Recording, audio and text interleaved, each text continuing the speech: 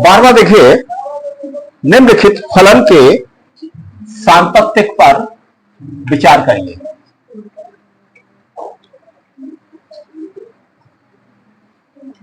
यह भी फलन दिया हुआ है, एफ एक्स बराबर एक्स प्लस 2, और यह फलन एक्स प्लस 2 कब मिलता है? जब एक्स का मान हम 0 से छोटा लेते हैं। और ये माइनस एक्स प्लस 2 तब मिलता है जब एक्स का मान 0 से छोटा या बराबर हो।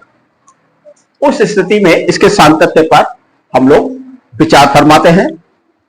ठीक है, तो आप शुरू हो जाइए। कैसे कैसे करना है? जो बिंदु आपको मिल रहा है, यहां जैसे आपको दिखाई दे रहा है x इज ग्रेटर देन और इक्वल टू 0, तो पहले हम देखें कि वो बिंदु क्या है, कि जिस बिंदु पर x बराबर 0 दिखाई दे रहा है ना बिंदु, इस बिंदु पर इस फलन का मान क्या मिलेगा वो यहां से पता लगेगा। जब x को मान क्या देंगे हम? 0।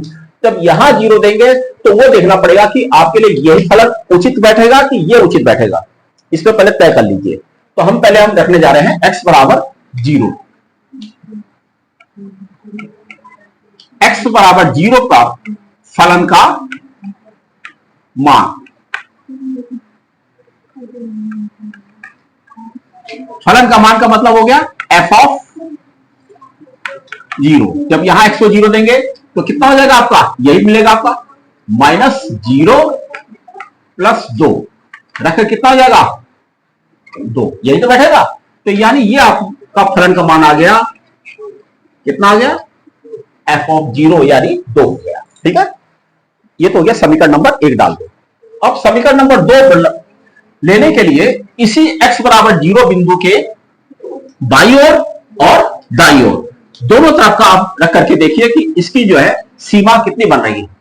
तो लिखिए, बाईं ओर की सीमा के लिए हम क्या बोल सकते हैं? LHL बराबर लिमिट जब x का मान 0 से थोड़ा कम की तरफ अग्रसर है। तो जब कम की ओर अग्रसर है उस स्थिति में सीमा का मान कितना आएगा? Limit x tends to 0 minus कब होगा? जब s टेंड्स टू 0 होगा, और ये हो जाएगा f ऑफ x की जगह क्या लिखेंगे? x बराबर 0 माइनस h, यही तो देंगे। तो अब आप 0 माइनस h रख करके ये आ जाएगा आपका लिमिट h टेंड्स टू 0, और 0 माइनस h कितना हो जाएगा? माइनस का h। अब f ऑफ माइनस h किस कंडीशन में? प्रतिबंध यह है कि जब x का मान 0 से कम ले रहे हैं। तो 0 से कम के लिए हमारा कौन सा फलन उचित रहेगा? पहला ऊपर वाला कि नीचे वाला? ऊपर वाला ही लेंगे। तो उस स्थिति में जब यहां पे f ऑफ x के जो माइनस h बदलेंगे तो उस स्थिति में हमको यहां भी बदलना पड़ेगा। तो बदल करके आप इस फलन का मान बना लीजिएगा। तो कितना हो जाएगा? माइनस का h प्लस 2। अब x टेंड्स टू 0 रख करके इसी तरह से क्या कर लेंगे? माइनस 0 प्लस 2, जो कि क्या बनेगा आपका? 2। तो इस तरह से इसकी जो है आपकी बाईं ओर की सीमा का मान कितना आ गया आपका? 2 के बराबर, और फलन का मान कितना आ गया? 2। तो इसको आप समीकरण नंबर 2 डाल करके छोड़ दीजिए। अब इसी तरह से समीकरण नंबर 3 बनाने की तैयारी करिए। इसके दाईं ओर की सीमा, यानी दाईं ओर की सीमा के लिए हमें क्या किसे दर्शाना होगा? RHL।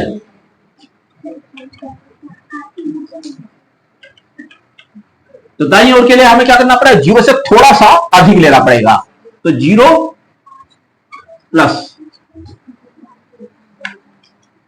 ये इंडिकेशन आप संकेत दर्शाते जाइए। जब 0 से कम लेना हो तो 0 माइनस, जब 0 से थोड़ा अधिक लेना हो तो 0 प्लस। ठीक है, तो अब इस तरह से करते हुए जैसे ऊपर किया है LHL, इसी तरीके से RHL में भी देख लेते हैं हम लोग। x टेंड्स टू 0 प्लस के लिए जब हम इसको h में बदलेंगे तो x बराबर क्या रखना पड़ेगा हमें? 0 प्लस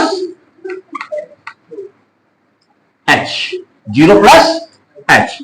अब रखते हुए चलिए यहां पे लिमिट s टेंड्स टू 0 और 0 प्लस h जोड़ के कितना बनेगा आपका fh। कितना बनेगा fh। और fh उस दशा में इस फलन fh कितना होगा जब हमारा x जो है 0 से अधिक है। तो हम कौन सा लेंगे 0 से अधिक के लिए? आपका नीचे वाला फलन। क्या लेंगे? नीचे वाले फलन में रखिए।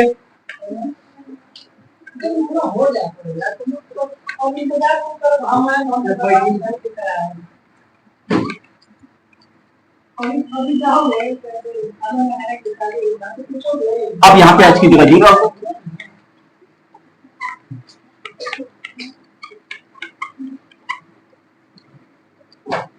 तो ये आपने बना लिया क्या? क्या निकाला? दाईं ओर की सीमा, बाईं ओर की सीमा, फलन का मान। अब इसमें देखिए समीकरण 1, 2 और 3 से हमको क्या दिखाई पड़ रहा है कि तीनों ही चीजें आपस में क्या है? समान है। क्या है? समान है। तो इसलिए देखिए चूंकि LHL बराबर RHL बराबर फलन का मान, जब तीनों ही चीजें समान है तो उस स्थिति में कह सकते हैं कि x बराबर 0 बिंदु पे, x बराबर 0 पर जो फलन fx है वो क्या रहेगा? असतत की सतत? असतत, सतत रहेगा। सतत रहेगा। बस कितने आसानी तरीके से इसको जो है, इसी तरीके से आप देखिए उस बिंदु के दाईं ओर की सीमा कितनी थी, बाईं ओर की सीमा का मान कितना है, उस बिंदु पे इस फलन का मान कितना था। बड़े ही सिस्टमैटिक तरीके से इसको देखते जाइए, चेक करते जाइए और आपका रिजल्ट, अगर ये रिजल्ट आपको प्रमाणित हो जाता है LHL बराबर RHL बराबर फलन का मान, तब तो आप कंटिन्यूअस है। अगर नहीं, अगर कोई अगर मान लीजिए कोई इक्वल नहीं है, मान लीजिए ये इक्वल नहीं है, तो क्या कह जाएंगे? असतत रहेगा।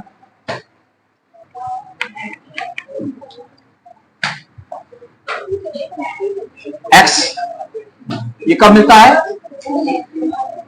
जब x is greater than equal to 0 और x स्क्वायर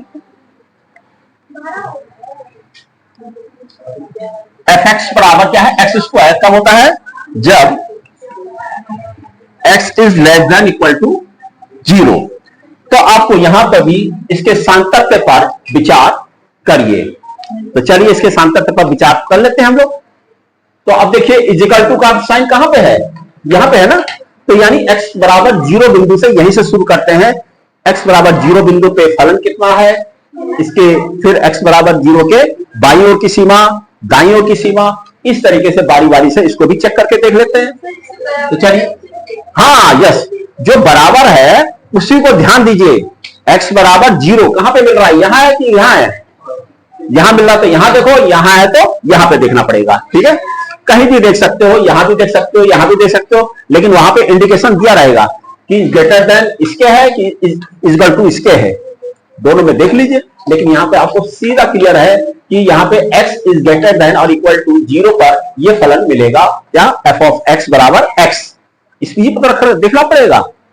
नहीं रहेगा तो आप किसी में लगा दीजिए, नीचे पे लगा कर कर लीजिए इक्वल टू, जब ये इक्वल टू फिर नीचे पर लगा दीजिए। अगर नहीं दिया है, अगर मान लीजिए बाई पे कहीं मिस्टेक है, कहीं नहीं दिया है, तो आप कहीं भी लगाइए, चाहे ऊपर लगाइए चाहे नीचे लगाइए, कहीं से भी लगाइए, इससे कोई फर्क नहीं पड़ने वाला है, वही आना है। तो चलिए x बराबर 0,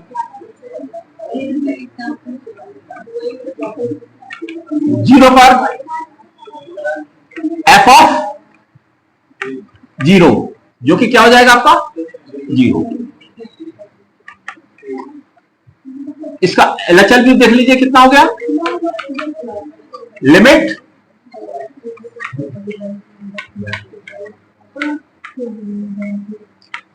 x टेंड्स टू, जब 0 से कम ले रहे हैं, यानी कौन सी सीमा ले रहे हैं हम? बाईं ओर की सीमा। तो limit x tends to 0 minus तब होगा जब हम x टेंड्स टू 0 करेंगे, और x बराबर क्या लिखेंगे? 0 माइनस h, क्योंकि जब हम कमी ले रहे हैं तो कमी क्या होगी? 0 minus h। Limit h tends to 0 और 0 माइनस h जब इसमें से माइनस करेंगे तो कितना मिलेगा, एफ ऑफ माइनस एच। और एफ ऑफ माइनस एच आपको जो है इस कंडीशन में जब 0 से कम है तो हमें कौन सी कंडीशन देखनी पड़ेगी फलन के लिए, नीचे की। तो इस पे रख करके अब आप देख लीजिए आसानी से, एफ ऑफ माइनस एच जब यहां पर दिया जाएगा तो उस स्थिति में एक्स को माइनस एच लिख लेंगे, तो माइनस एच का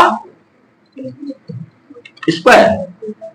अब जब यहां पे इस फलन पे जब आप h टेंस टू 0 देंगे तो कितना आ जाएगा इसका, माइनस 0 का स्क्वायर। और माइनस 0 का स्क्वायर को क्या बोला जाएगा, 0 ही तो बोला जाएगा। तो इस तरीके से ये आपका जो है समीकरण 2 जो कि बाईं ओर की सीमा हमने निकाल लिया है। अब इसी तरह से इसका दाईं ओर की सीमा निकाल लीजिएगा, बिल्कुल इसी तरीके से दाईं ओर की सीमा में थोड़ा सा प्लस करके चलिए। मान लीजिए थोड़ी सी बढ़ोतरी क्या हो रही है, प्लस की हो रही है, वो हो रही है आपका x टेंस टू 0 प्लस। आप इसी तरह से इसको भी लिखते चले जाए, जैसे कमी लिए है वैसी वृद्धि लिखेंगे। तो वृद्धि कितनी हो जाएगी, 0 प्लस h।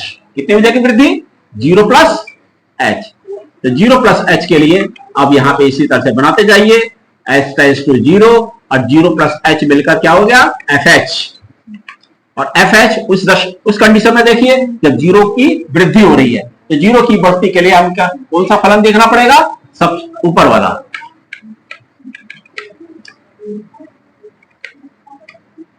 fh जब यहां देंगे तो यहां को भी हमको चेंज करना पड़ेगा, fh बराबर h। अब यहां पे लिमिट दे दो, लिमिट देने के बाद कितना आ जाएगा, ये आपका सीधा 0 ही रह जाएगा। तो इस तरह से आपका नंबर 3 समीकरण है। तो नंबर 1 0 आ गया, नंबर 2 में भी क्या हो गया, LHL 0 है, और नंबर 3 में भी क्या हो गया, 0। तो LHL बराबर RHL बराबर 0। तो तीनों ही चूंकि बराबर है, तो इसलिए जैसा अभी पिछला एग्जाम्पल किया है, इसमें भी यही कह सकते हैं कि x बराबर 0 पर यह फलन सतत रहेगा। fx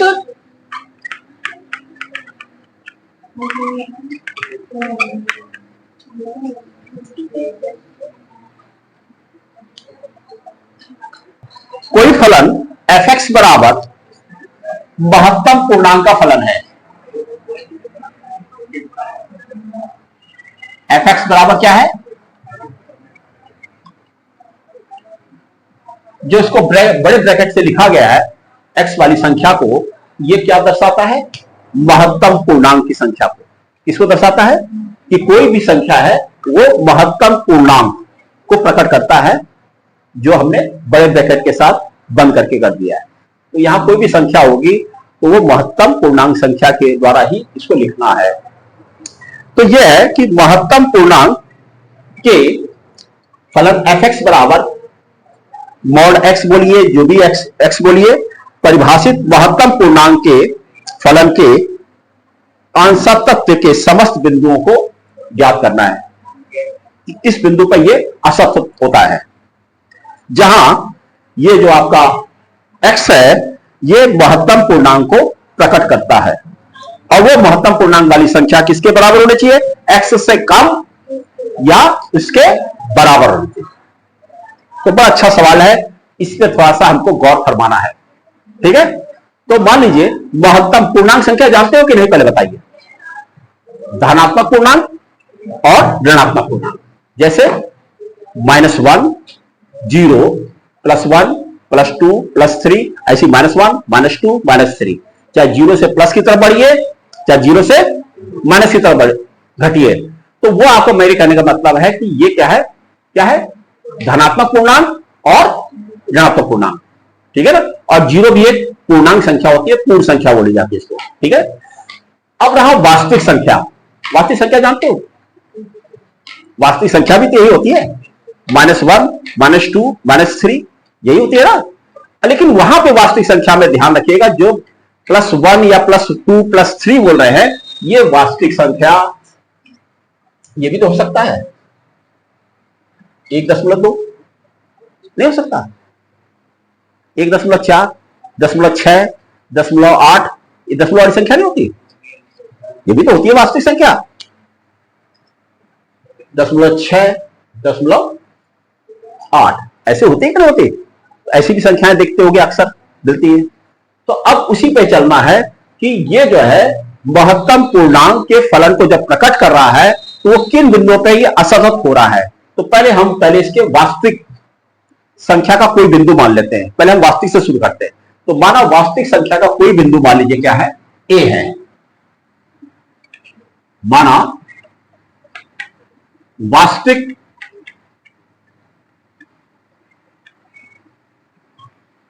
संख्या का कोई मान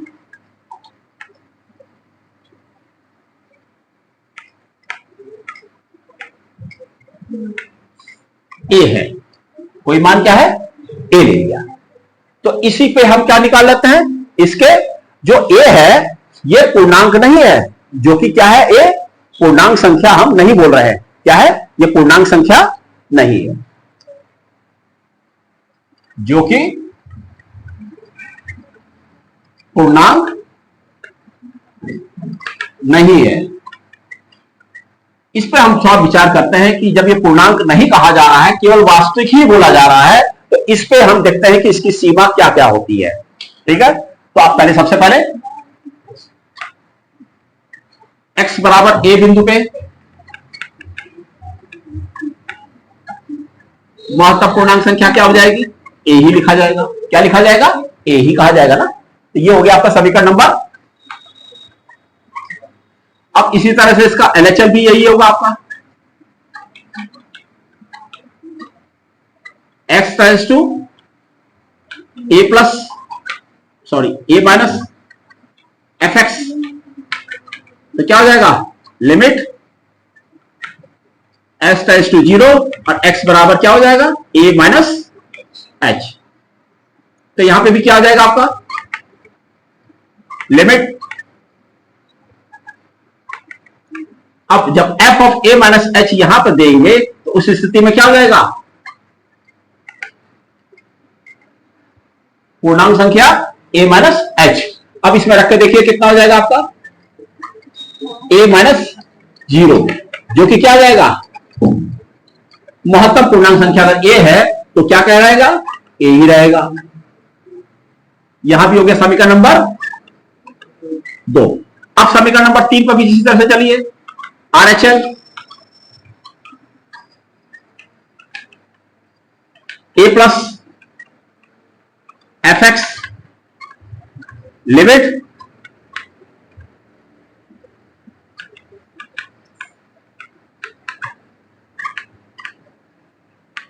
f of a plus h बराबर लिमिट s टेंड्स टू 0 और a प्लस h के लिए इसी तरीके से यहां पे कह सकते हैं कि महत्तम पूर्णांक संख्या में a प्लस h। तो यहां पे h 0 रख के क्या बनेगा, वही महत्तम पूर्णांक संख्या a बनेगी और a को a के ही बराबर लिखा जा रहा है। तो यहां पे क्या हो जाएगा आपका समीकरण नंबर 3। केवल वास्तविक संख्या के लिए हम कर रहे हैं कि जब a क्या है, वास्तविक संख्या का कोई मान ले रहे हैं। तो देख रहे हैं 1 2 3 वास्तविक संख्या के लिए LHL बराबर RHL बराबर FA, तीनों ही समान है।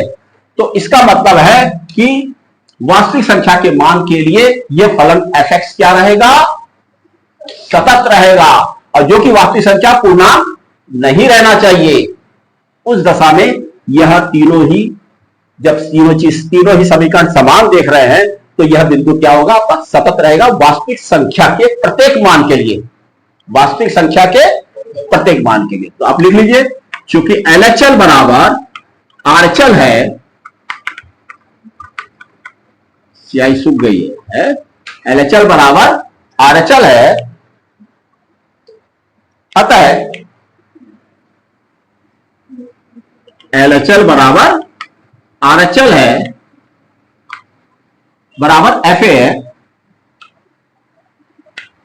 अतः हम कह सकते हैं कि जो फलन fx है प्रत्येक वास्तविक मानों के लिए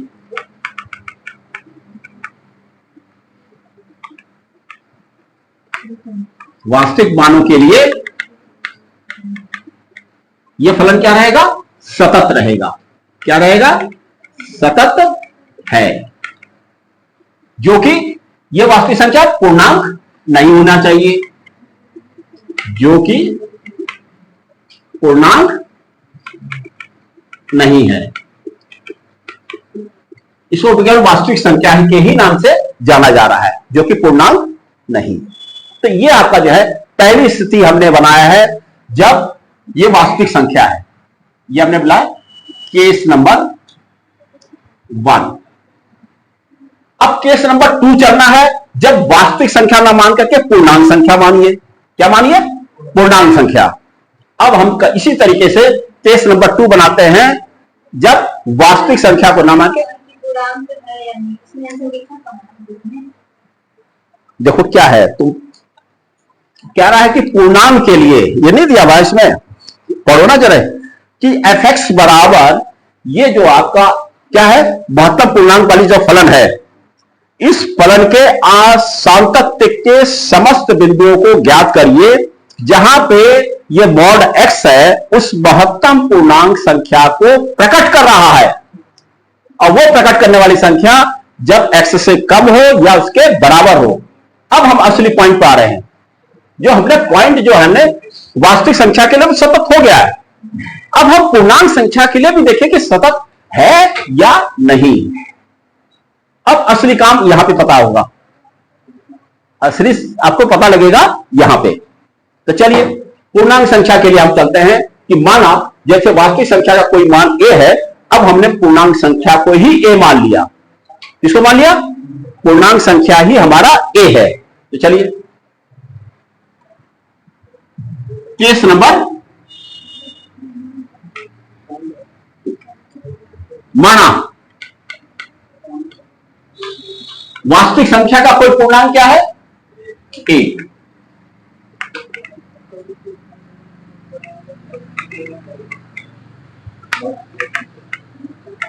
वह पूर्णांक संख्या क्या है? a है। वास्तविक संख्या का कोई पूर्णांक संख्या मान लीजिए a है। अब इस a पे क्या निकालो? तीनों, जैसे यहां पर निकाला तीनों, वैसे ही इसी बिंदु पे तीनों चीजें आप देखिए जरा ध्यान से। f ऑफ a बराबर a हो गया। अब दूसरा LHL,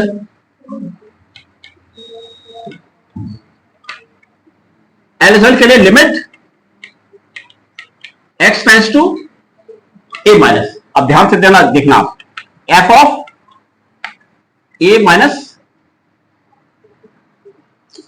इसको थोड़ा सा साफ करो।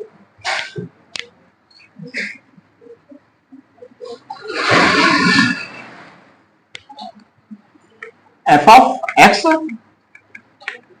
बराबर लिमिट s टेंड्स टू 0, और x को क्या लिख सकते हैं? a minus h। तो इस हिसाब से कितना हो जाएगा आपका?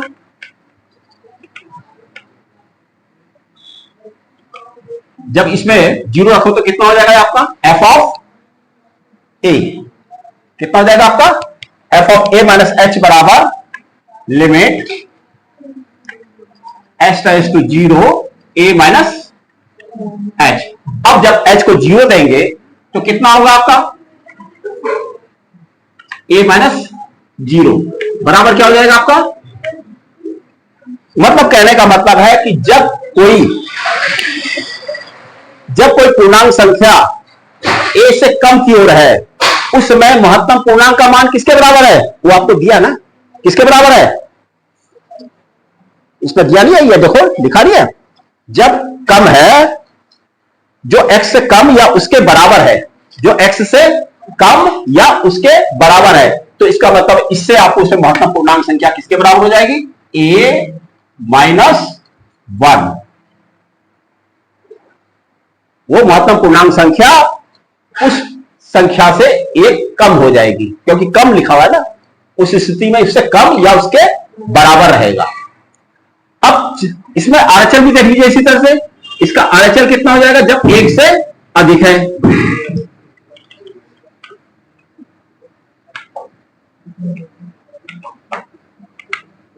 Limit s tends to 0 f of a plus h। तो कितना हो जाएगा ये आपका लिमिट s टेंड्स टू 0 और f of a plus h के लिए आपका क्या हो जाएगा महत्तम पूर्णांक फलन a प्लस h। तो जब लिमिट देंगे उस स्थिति में इस महत्तम पूर्णांक फलन का मान कितना आएगा आपका a प्लस 0 जो कि बराबर हो जाएगा a। और यही महत्तम पूर्णांक फलन किसके बराबर होगा a के बराबर होगा। अब आप देखिए जरा समीकरण 1 है, ये 2 है और ये क्या है 3 है। क्योंकि उस स्थिति में अगर कम है तो कम लिखा जाएगा या उसके बराबर है तो बराबर लिखा जाएगा। तो बराबर तो ये हो गया और कम हो गया ये और ये हो गया a। तो अब देखिए तीनों की स्थिति, तीनों को कंपेयर करके देखो कितना आ रहा आपका LHL is not equal to RHL। LHL कहां है आपका ये है ना a माइनस है और ये कितना है a के बराबर है जो कि बराबर नहीं है। तो इसका मतलब है कि जो ये पूर्णांक जिसको मान रहे थे x बराबर a वो क्या है कि पूर्णांक संख्याओं के लिए ये क्या होगा फलन असतत रहेगा। बस यही आपको करना था। हाँ